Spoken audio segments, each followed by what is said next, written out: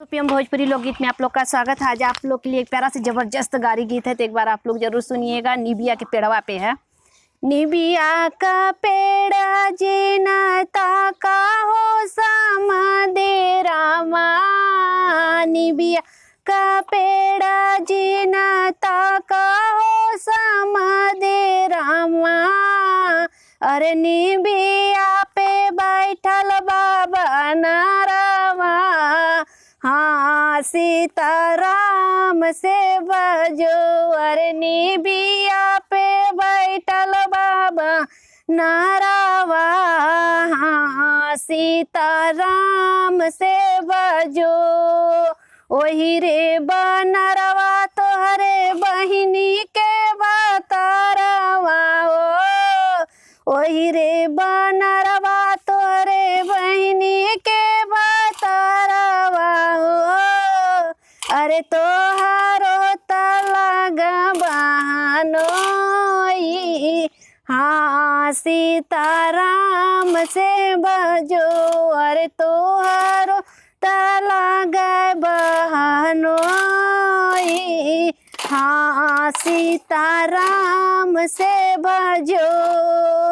निबिया का पेड़ जीनता का हो दुल्हे रामा, निबिया का पेड़ जीनता का हो दुल्हे रामा। अरे निबिया पे बैठल बाबा नारावा, हाँ सीताराम से भजो।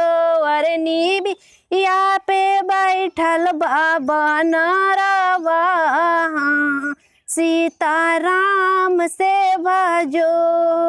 ओही रे बनरवा तोहरे बहिनी के बतारवा हो, ओही रे बनरवा तोहरे बहिनी के बतारवा हो। अरे तोहारो तलगा बहनोई, हाँ सीताराम से भजो।